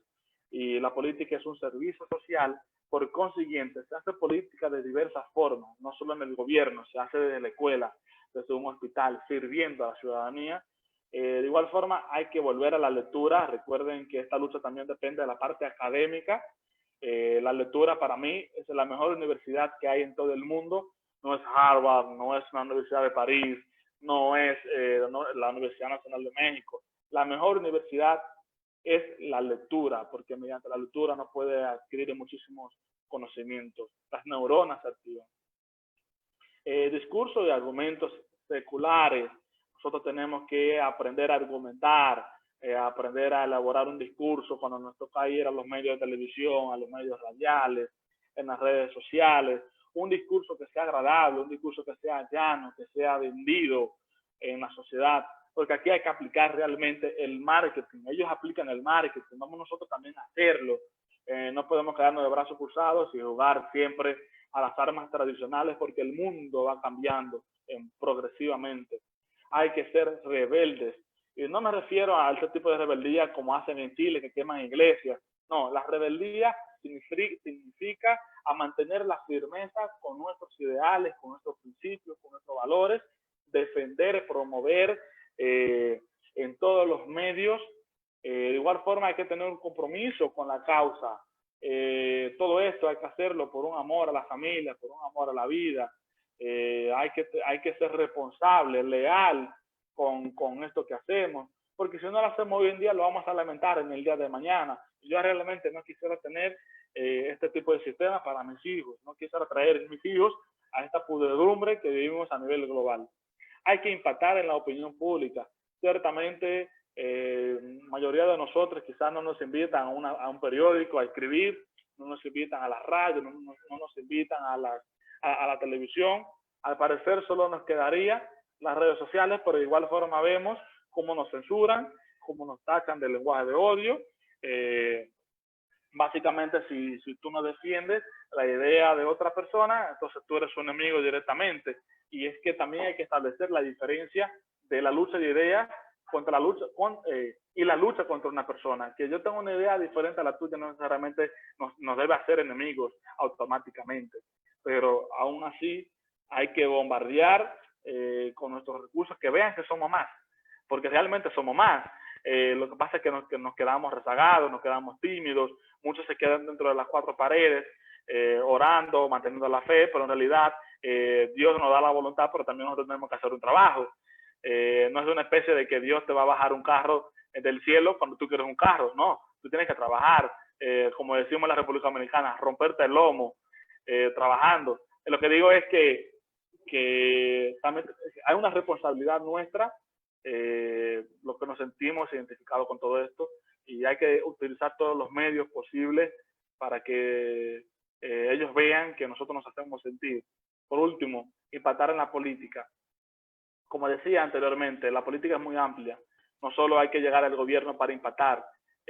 Cada quien desde el servicio que haga puede influenciar con sus ideas. Desde la escuela, desde un hospital, desde un servicio comunitario. Eso es política, eso es servicio. Y realmente los que nos identificamos quizás con el cristianismo, con los principios bíblicos, quisiera decir alguna frase de uno de mis maestros de teología, y él decía que no podemos politizar el cristianismo, pero sí podemos cristianizar la política. Qué paradoja. Por eso, de igual forma, también hay que establecer bien claro algunas cositas. No podemos permitir que el cristianismo sea utilizado como plataforma política, porque no es un instrumento político. El cristianismo transforma la cultura, transforma la política, no se adapta, no se adecua a un sistema político como tal. De igual forma, a los que están en las escuelas, a los que trabajan con niños, de igual forma a los padres, a los futuros padres, hay que velar por el contenido que son suministrados por los hijos en las escuelas. Recordemos que la escuela funciona de una manera mucho más adecuada cuando los padres también participan. Porque muchas veces cometemos el error de enviamos a nuestros niños a la escuela, a nuestros hijos, nos olvidamos porque los maestros son los únicos que tienen la responsabilidad. Recordemos algo, que los actores en las escuelas no solo son los maestros y los estudiantes, sino también la comunidad, los padres en sí mismos. Por lo tanto, como padres, debemos participar en las actividades de los colegios, pedir los diseños curriculares, dialogar con los docentes, revisar qué tipo de contenido se les suministran a los niños. Yo estoy seguro que muchos padres, cuando le compran a los libros, a los niños ni siquiera lo leen, ni siquiera saben de qué se trata. Es un grave error que nosotros cometemos, que muchos cometen. De igual forma, hablar con nuestros niños, sentarlo en la mesa, decirle qué te dan en las clases, cómo es tu maestra, cómo es tu maestro, decirles realmente, no te dejes tocar por nadie, tú tienes una posición, no te dejes influenciar en las escuelas por nadie, porque de igual forma pasan muchas cosas dentro de los centros educativos que no salen a la luz pública y se cometen muchos errores y quizás los padres, como no tienen ese diálogo asertivo, frecuente con sus niños, no se entera de lo que sucede en esa escuela. Y de igual forma hay que dialogar con los otros padres, capacitarnos. En las escuelas yo te aseguro que dan mucha capacitación para los padres, madres, tutores, y nosotros tenemos que tener esa responsabilidad a la hora de participar en conjunto con nuestros estudiantes en ese proceso educativo, velar para que en la escuela solo les enseñen, no les eduquen.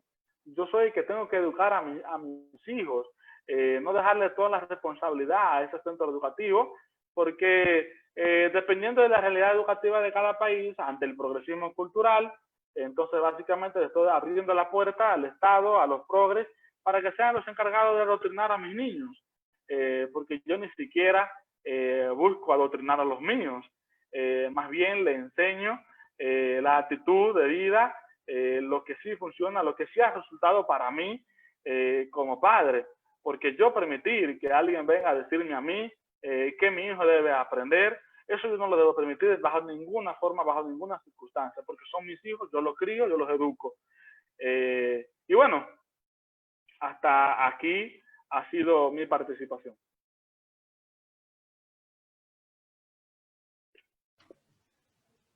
Muchísimas gracias, Juan. Voy a, al igual que Carlos, a poner una reacción por acá. De verdad que bastante formativo y también un llamado a la acción, ¿verdad? O sea, como ustedes dicen, romperse el lomo, aquí se dirá echar punta, chambear, ¿verdad? Pero sea como sea, hacer algo al respecto.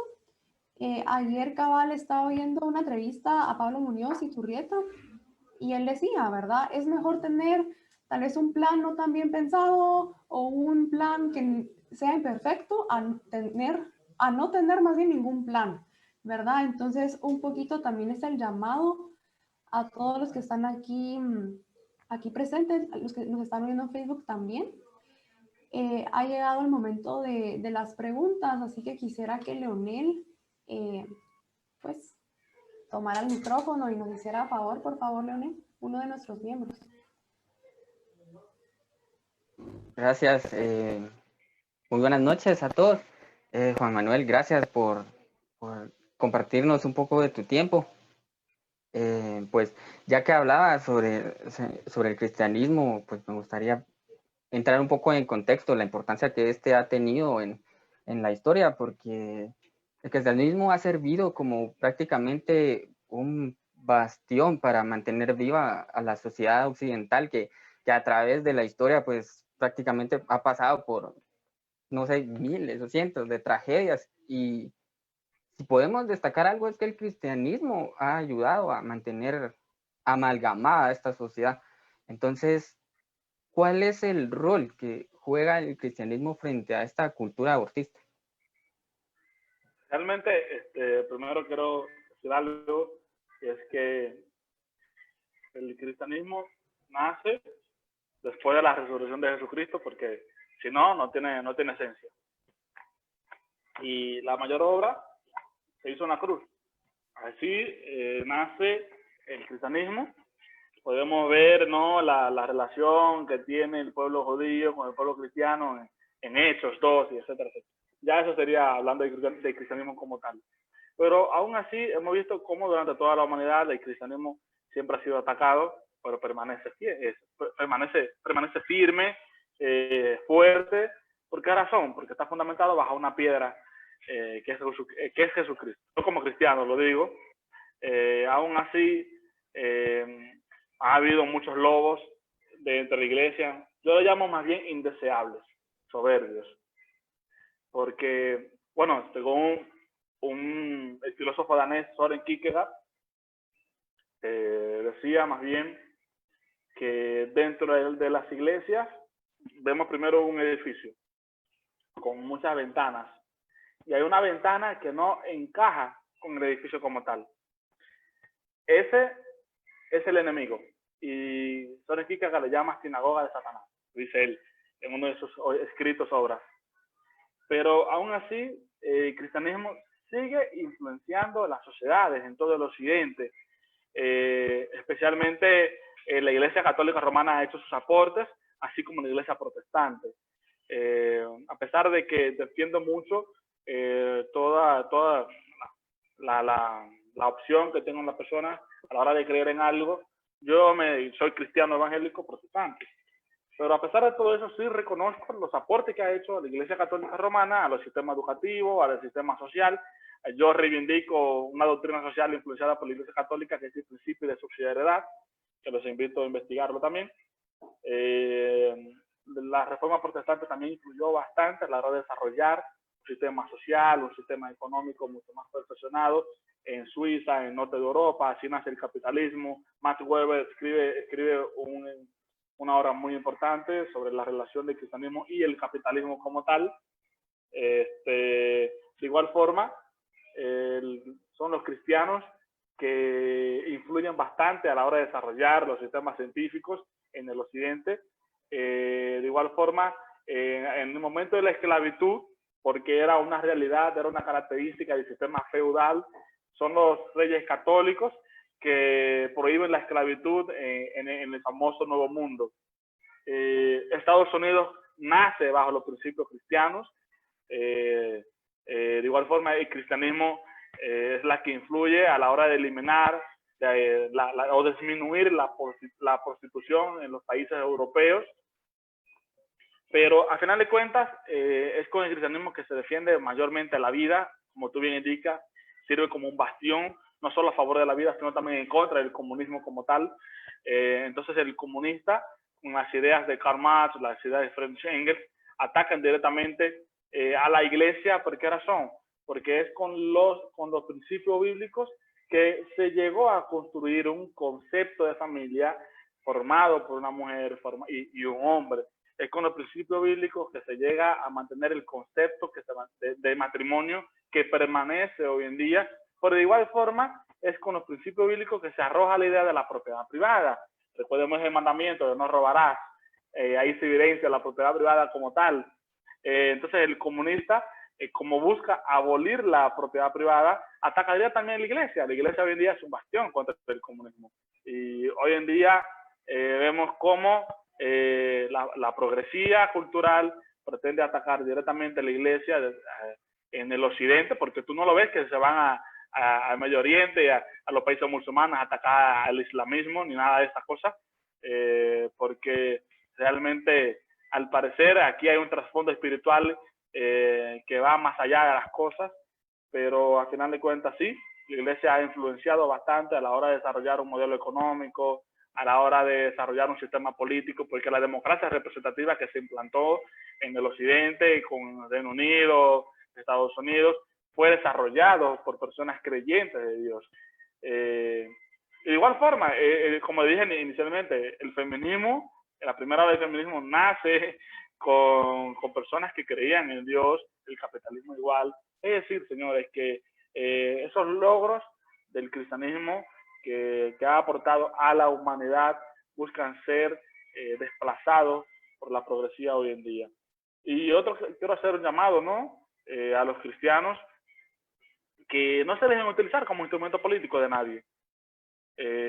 Porque hoy en día, al parecer, básicamente le estamos exigiendo a un candidato que respete la iglesia o que respete los principios bíblicos. Por Dios, básicamente estamos permitiendo que nos cataloguen igual que los demás. La iglesia no debe ser utilizada como instrumento político de nadie. La frase que le dije anteriormente, sí podemos cristianizar la política con nuestros principios, con nuestros valores, a la hora de tener un proyecto político meramente cristiano, básicamente, estamos politizando el cristianismo como tal. Gracias. Sí, Thomas Hood en uno de sus libros cuenta que no importaba cuántas veces los bárbaros invadieran Occidente y lo destruyeran todos. Era suficiente con que un solo cristiano quedara de pie para volver a levantar nuevamente todo el imperio y el conocimiento que ya tenían. Ahora, pues, cambiando prácticamente, iba a decir algo. Sí, que iba a resaltar un comentario que hace el padre Carlos Manuel Santana Reyes, amigo nuestro acá en el país, y realmente la comunidad ecuménica está llevando una iniciativa muy bonita en el país, en los asuntos de los 40 días por la oración Santo Domingo. Un grupo de católicos se están parando día por día frente al Congreso Nacional, orando por el fin del aborto en la República Dominicana. Es decir, ahí vemos la hora del cristianismo en la sociedad y el impacto que tiene. Y eso le molesta a muchos. Sí, definitivamente, y hoy se necesita más que nada que los que nos hacemos llamar cristianos, pues no solo a través de política, sino a través realmente de un testimonio verdadero. Y pues pasando a otro tema, los conservadores, o los que nos hacemos llamar conservadores, estamos muy unidos en la defensa de la vida, la propiedad privada, la libertad individual, la igualdad ante la ley. Creemos que el libre mercado es lo único que puede generar riqueza y que solo a través del voluntarismo se puede desplazar prácticamente lo que es la pobreza. Y nosotros estamos muy en común con los libertarios o liberales, pero cuando se tocan ese tipo de temas como el aborto, el consumo de drogas, el matrimonio igualitario, todo lo que nos une, que yo me atrevo a decir que es prácticamente un 90%, se pierde por un 10% y esto no nos lleva a nada. Entonces, ¿cuál sería su crítica o su llamado a estos conservadores y liberales que prácticamente por defender una mínima cantidad de ideas permiten que el estatismo siga creciendo y a través del estatismo, pues, la agenda del aborto? Sí, bien, gracias por tu pregunta, me parece muy interesante. Los liberales y los conservadores tienen un enemigo en común, que es el comunismo. Y realmente dentro de la corriente liberal hay muchas, básicamente, ramas, diría yo. Está el liberalismo clásico, el liberal conservador, yo soy liberal conservador. Está el libertario, y aún así hay muchas diferencias también con el anarcocapitalismo, con el minarquismo.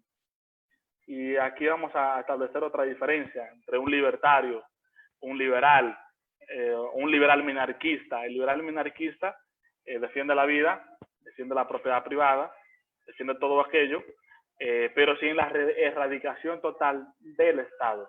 A diferencia del libertario, el libertario no cree en el Estado, el libertario busca a largo plazo eliminar el Estado como tal. Una visión anarcocapitalista. De igual forma, en América Latina esa distinción no tiene esencia alguna. ¿Por qué razón? Porque la palabra libertario nace en los países como Estados Unidos y en Canadá. ¿Por qué? Porque el Partido Demócrata, los progresistas se apropian de la palabra liberal. Por consiguiente, los liberales originarios debieron utilizar un término para diferenciarse de esos liberales progres o liberales progresistas. Por eso se autodenominaron como libertarios. Yo promuevo o estoy estudiando más bien lo que es el liberalismo conservador, referentes como José Contreras, Antonio Cano, Vázquez de Monbord. Y el liberalismo conservador básicamente sería una traducción del liberal clásico. ¿Por qué razón? Porque dentro del liberalismo conservador se defiende la vida, la propiedad privada, la familia como tal, se defiende el libre mercado, porque aquí también hay que establecer otra cosa. Recordemos que el Estado básicamente no tiene función alguna a la hora del crecimiento económico de una sociedad. Esa responsabilidad la tiene el sector privado. ¿Por qué razón? Porque el Estado durante muchas obras que hacen en la sociedad utilizan los recursos, establecen impuestos, y el mayor sector que paga impuestos en la sociedad son el sector privado. Por consiguiente, la capacidad la tiene el sector privado para hacer las cosas mucho mejores, incluso hasta la parte estética. Pero sí, hay una diferencia, hay una lucha internamente que permite que el enemigo en común siga creciendo, siga escalando. Y al parecer no nos ponemos de acuerdo con algunas cosas en la parte de las ideas políticas. Pero en realidad hay muchos asuntos que debemos resolver, pero yo entiendo que esas diferencias se resuelven cuando podamos derrotar al enemigo en común en una mesa de diálogo y ese tipo de cosas. En América Latina vemos cómo muchas personas se han apropiado de la lucha liberal, etcétera, etcétera. Especialmente cuando vemos referentes jóvenes promoviendo cosas que para un conservador sería tan inimaginable, adoptando la palabra liberal. Y otra cosa quiero decir aquí, defender el aborto en los aspectos de las ideas políticas tampoco te haría progre.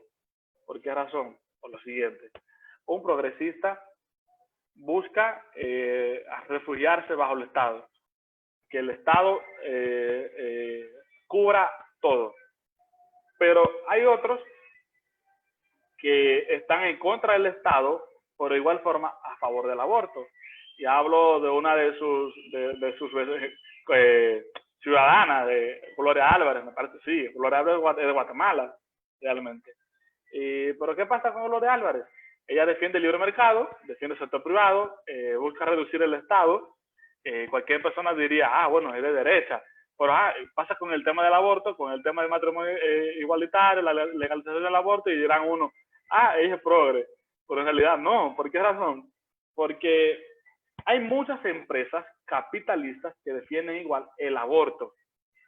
Está Netflix, está Colgate, la Nike, Oreo, todo ese tipo de empresas así tan grandes, que tú dirás, bueno, pero ellos están a favor del libre mercado, son de tendencia derechista, más bien.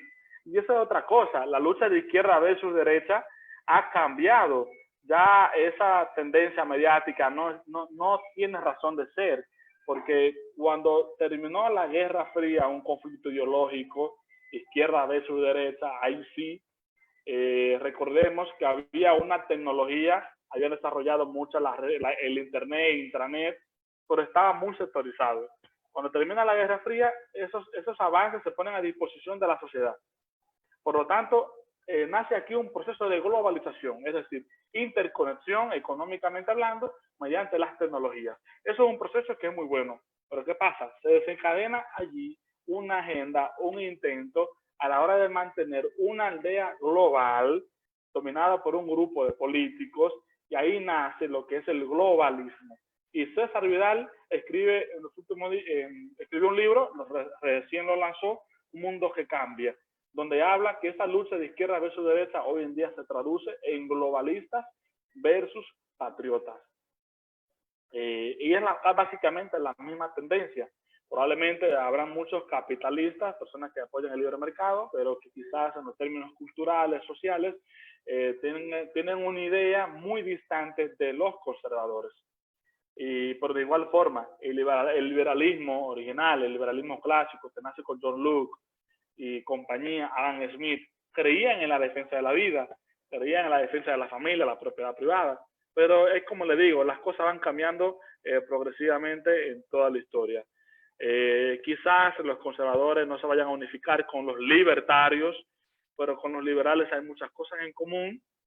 Y nada, yo recomiendo estudiar muchísimo lo que es el liberalismo conservador, porque para mí es básicamente una unión no perfecta, pero quizás viable, que pueda conducir a ese mismo camino, tanto a los liberales como conservadores, en América Latina, sabiendo la diferencia que hay en Estados Unidos y Canadá, y que no debemos permitir que esa misma diferencia, esa apropiación lingüística, se lleve a los demás países de América Latina, porque siempre nos van a seguir confundiendo con los términos. Así que bueno, esta es mi reflexión sobre eso. Gracias. Y de manera concreta, entonces podemos decir que es el estatismo la raíz principal de esta cultura abortista. Sí, por lo que estuvimos diciendo toda la charla, el proaborto se refugia bajo el Estado, mira el Estado como su Dios, como su Salvador, porque sin lugar a dudas, este tipo de cosas se promueve, se impone ante la sociedad con mucha más facilidad desde el Estado, porque el Estado ya hoy en día es una autoridad política. Aquí viene otra cosa, el sistema patriarcal no existe porque ya el padre no es la figura principal, políticamente hablando, de la familia. Ya la figura política principal es el Estado. Por consiguiente, ya no hay patriarcado. Pero a final de cuentas, desde el Estado, recordemos, el Estado impone medidas, el ciudadano básicamente tiene que acatarlas, porque el Estado tiene la fuerza política, la fuerza económica, la fuerza militar. Entonces, básicamente, estamos nosotros, los ciudadanos, que nos vemos arropados contra la pared, y que uno sentiría que no podemos hacer muchas cosas. Pero sí, el objetivo central sería que nosotros, incidiendo políticamente, recordemos que incidir políticamente y ser utilizados como instrumentos políticos son cosas muy distintas. Pero si participamos en la política con nuestros principios y con nuestros valores, y poco a poco tratar de moldear el sistema político de cada sociedad, entonces también sería algo mucho más importante para nosotros. Y otra reflexión alguna, hemos estado perdiendo la batalla desde hace mucho tiempo, especialmente quizás desde la Revolución Francesa, cuando el Estado le quitó toda potestad a la Iglesia de conceder matrimonio. Aquí nace el matrimonio civil. Y por lo tanto, básicamente hoy en día sería una lucha eterna, lo de matrimonio igualitario, por ejemplo. Pero ¿qué pasa? Ya el Estado tiene todo el poder para legislar a favor del matrimonio igualitario. Por consiguiente, la real lucha que debemos tener nosotros es que la sociedad rechace eso desde la cultura. No acudamos a una legislación porque estamos jugando el mismo juego. Y los políticos, pues, en su terreno, en su agua, saben lo que hay, saben la profundidad de esa agua, saben lo que hay. Por lo tanto, nosotros navegar en esa nueva agua sería básicamente un reto para nosotros. Pero si acudimos a la parte cultural, que la sociedad lo rechace automáticamente porque no va con su cultura, entonces estamos ganando.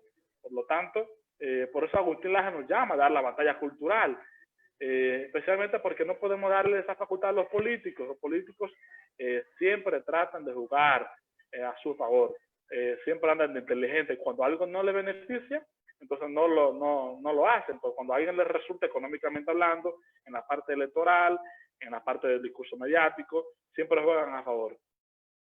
Y también la izquierda política, que hoy en día cambia su nuevo discurso, especialmente desde la caída de la Unión Soviética, por el nacimiento del Foro Sao Paulo en América Latina. Somos como líderes izquierdistas, anteriormente apoyaban cosas que hoy en día no apoyan. Por eso vemos como en la marcha colectiva LGBT levantan pancartas diciendo viva Fidel, viva Che Guevara, pero resulta que Che Guevara y Fidel Castro enviaban a los homosexuales a campos de trabajo forzoso, y en la entrada decía un letrero: el trabajo los hará hombres, porque decían ellos que los gays no iban con aquella revolución comunista, no comulgaban con el comunismo. De igual forma vemos como el movimiento indigenista, el Black Lives Matter en Estados Unidos, promovieron una revolución con las ideas revolucionarias, etcétera, etcétera. Pero entonces la propia izquierda, no solo en Cuba, porque Che Guevara también odiaba a los negros, sino también con el Partido Comunista Sudafricano. No permitían que ningún negro perteneciese a la fila. Pero de igual forma, en Estados Unidos, el partido que decide abolir la esclavitud es el Partido Republicano, Abraham Lincoln, en la década de los 60, y que el Partido Demócrata se opone, forma este movimiento, el Ku Klux Klan, algo así me parece, y inicia así la guerra civil. Pero bueno, hoy la izquierda política se reinventa un nuevo discurso, ahora a favor del movimiento indigenista, legalización de la marihuana, erradicación de las fronteras, adopción homoparental, matrimonio igualitario, eutanasia. Es decir, hay muchísimos elementos que giran en torno a esto. Pero bueno, ahí estamos.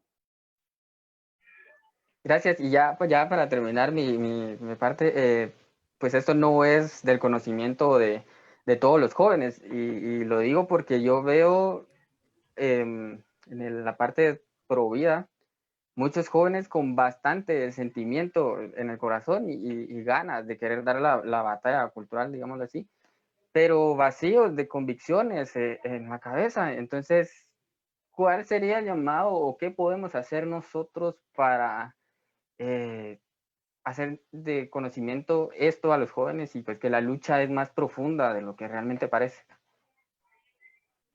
Sí, bueno, yo creo que tenemos un escenario muy favorable para incidir bastante, porque sería mucho más fácil para el joven conquistar a un joven. O sea, yo como joven, yo me atrevo a seguir más las ideas y otro joven me trata de decir, porque recordemos que entre nosotros hay un lenguaje nuevo, nos entendemos muchísimo mejor.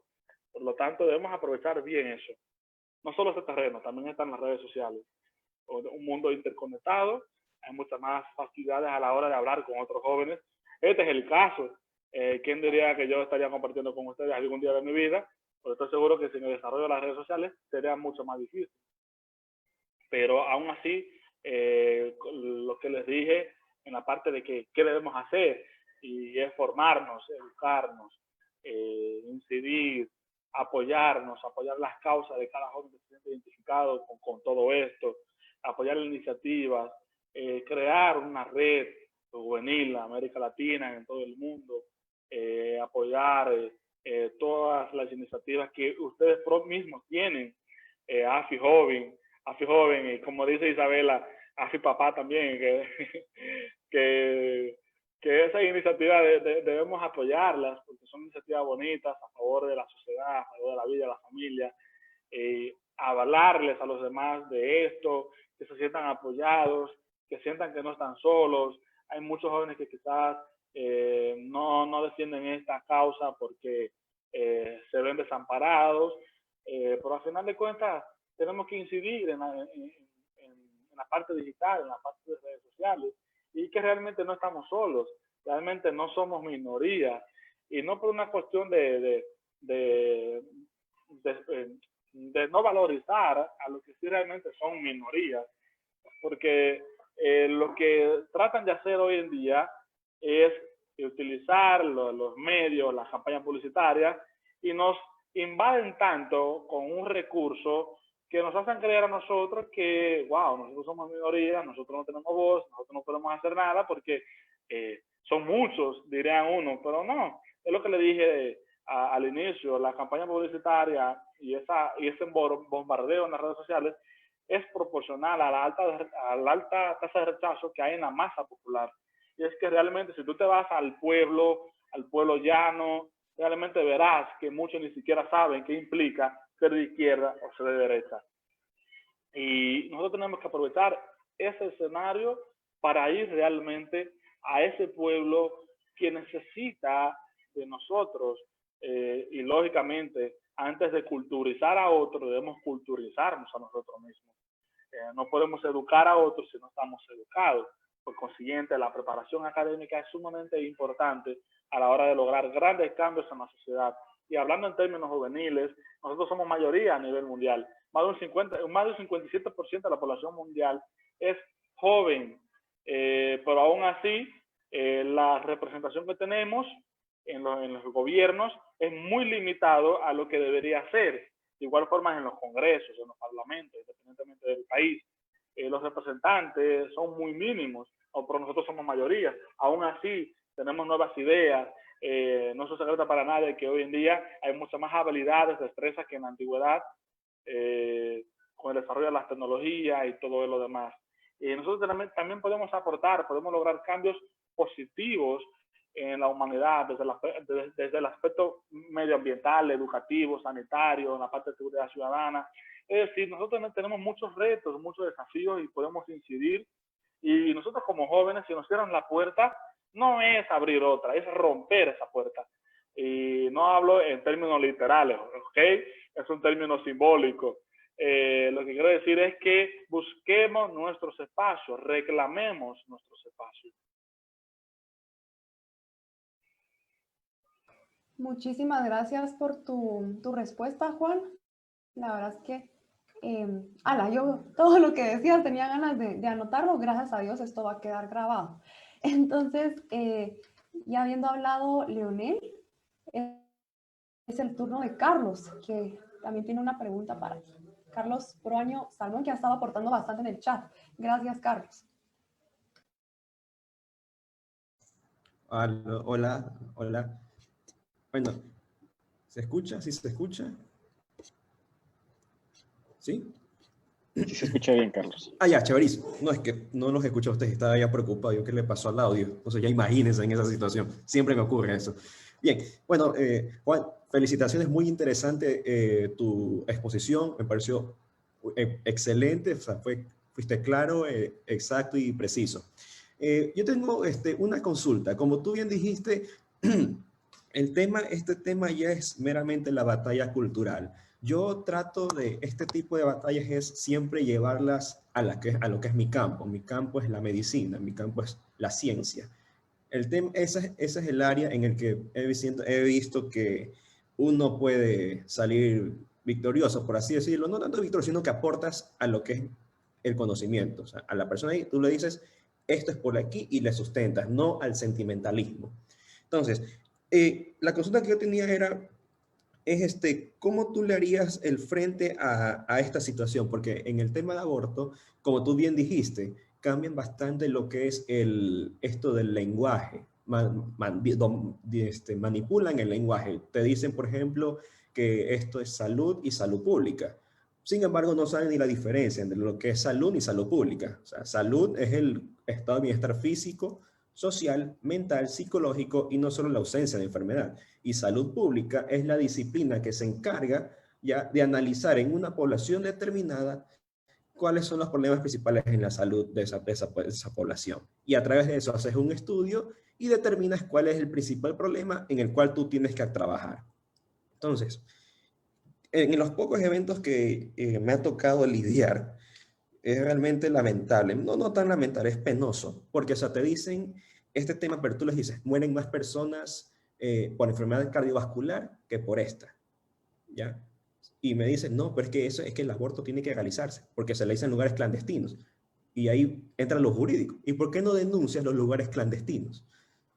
¿Por qué no usan el pañuelito ya por fomentarle salud pública, brindar servicios de salud a la mujer, siendo la número 1 causa de muerte la enfermedad cardiovascular en mujeres embarazadas, la hipertensión arterial? Entonces, no he visto yo realmente un interés. Y lejos de yo como que, aunque no me agradan mucho las feministas y peor las de pañuelo verde, yo pienso que considerarías tú que debe realizarse tratar de demostrar realmente cuál es el problema de fondo, no el tema superficial que muestran en los medios, porque en Argentina a una doctora, ya, a una doctora que presentó cómo se realiza un aborto en una clínica totalmente accesible, totalmente con todas las condiciones, ya la censuraron. Y ya les digo, por qué no quieren ver esto? Esto es ciencia, esto es lo que ustedes quieren legalizar. ¿Qué opinas tú sobre esta situación? Porque hay como que algo se activa en estos grupos que no son capaces de poder ver las imágenes. ¿Qué opinas tú de eso y de qué forma crees que se les podría ayudar? Esa es mi primera pregunta. Sí, ¿tú te refieres a ayudar a qué población específica? Aquellas personas que creen que esa es el aborto es la única solución, cuando realmente no es la solución. O sea, es buscarte algo en tu angustia, porque eso se llama, está en una especie de laguna mental la persona. No sabe qué hacer. Está ahogándose, por así decirlo. ¿Ya? La persona trata Sí, de salir adelante. Entonces, ¿cómo tú crees que podría uno lidiar en esa situación? Tratar de ayudarla, porque lo que quiere es salir de la angustia de la persona. sí. De igual forma, tú en tu campo clínico, médico y todo lo demás, también se da lo que se conoce como las malas informaciones o desinformación. Porque en realidad también tenemos una problemática con los gobiernos. ¿Y qué pasa? Que en muchos casos los gobiernos al parecer son los únicos que tienen acceso a la hora de dar datos públicos sobre problemáticas de salud en cualquier sociedad. ¿Por qué razón un gobierno es el único que puede dar un dato sobre abortos? ¿Cuántos abortos ocurren? ¿Cuál es la tasa? Y todo lo demás. Y aquí también se presenta el tema de aborto clandestino. ¿Cómo el gobierno realmente sabe qué cantidad de abortos se hacen clandestinamente si realmente son clandestinos? O sea que no deberían detectarse la mayoría, no debería haber un número específico a la hora de hablar de abortos clandestinos. Pero aún así me parece que la principal ayuda a este grupo de personas sería arrojar informaciones certeras, informaciones verídicas. ¿Por qué razón? Porque primero hay un bombardeo en la información y producto de esas informaciones que se le vende a la persona van a creer o son engañadas y dirán, bueno, mayoría aborta. Al parecer es una solución viable para todas las mujeres, mayoritariamente hablando. Pero resulta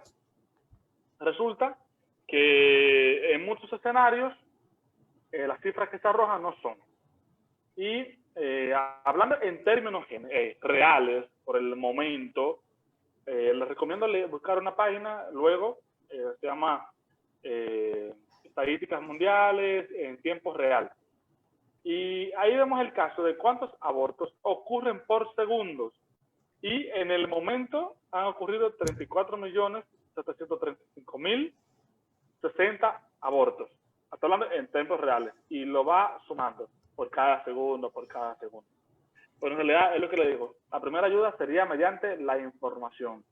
Y recordemos también que en los medios de información, comunicación y eso, hay una información publicada con intereses económicos, con intereses políticos. Pero aún así, los Provida tenemos que diseñar soluciones viables, un método de planificación familiar bajo un concepto meramente cristiano, se puede hacer. De igual forma, podemos desarrollar un modelo de educación sexual integral en valores con principios científicos, pero que esa educación sexual ni siquiera será dada a los estudiantes, sino a los padres, porque de aquí vemos también otro meollo. ¿Por qué tenemos que educar sexualmente a nuestros hijos en las escuelas si esa facultad la pueden tener esos padres, los padres? Porque un lenguaje que utiliza un padre a la hora de hablar con un niño no sería el mismo lenguaje de un docente a un niño. De igual forma, el docente se siente limitado a la hora de educar sexualmente a un estudiante, por una cuestión de lógica, de ética, de una barrera que se impone por el mismo ejercicio profesional.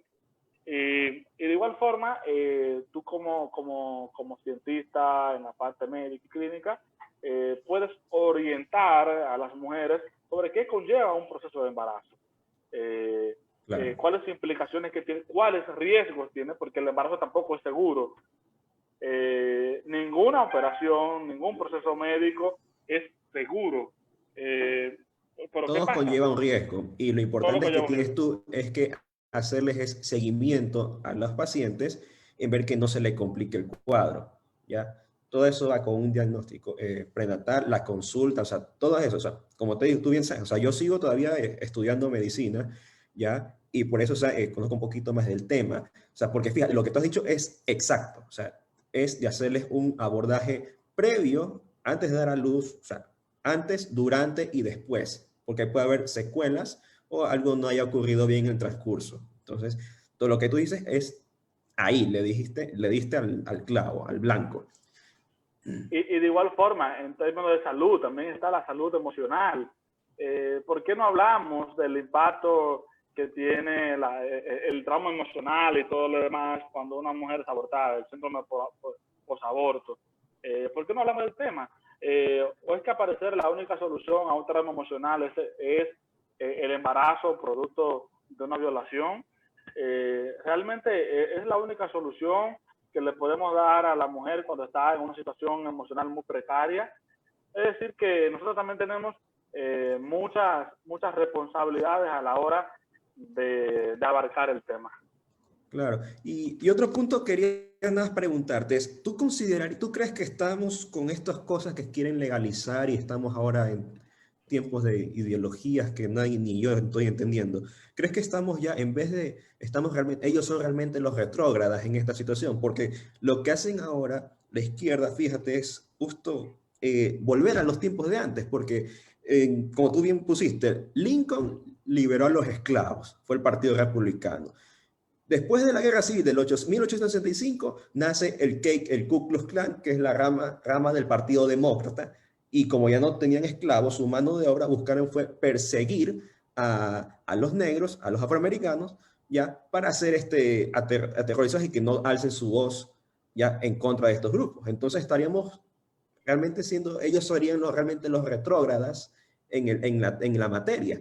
Porque no, lejos de avanzar, están ellos, como tú dices, están retrocediendo a eso, diciendo quién vive, quién no vive, quién puede hablar, quién puede opinar del tema y quién no puede opinar del tema.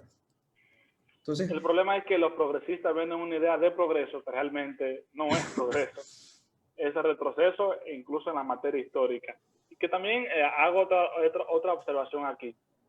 El primer partido en reconocer el derecho al voto de las mujeres en Estados Unidos fue el Partido Republicano en el estado de Wyoming en el año 1869. Y se legaliza en el territorio nacional completo de los Estados Unidos en el 1918 con un Congreso meramente republicano. Pero hoy en día vemos cómo los progresistas hoy en día venden un discurso a favor de la minoría racial, de las mujeres, etcétera, etcétera. pero sí, comparto totalmente lo que dices.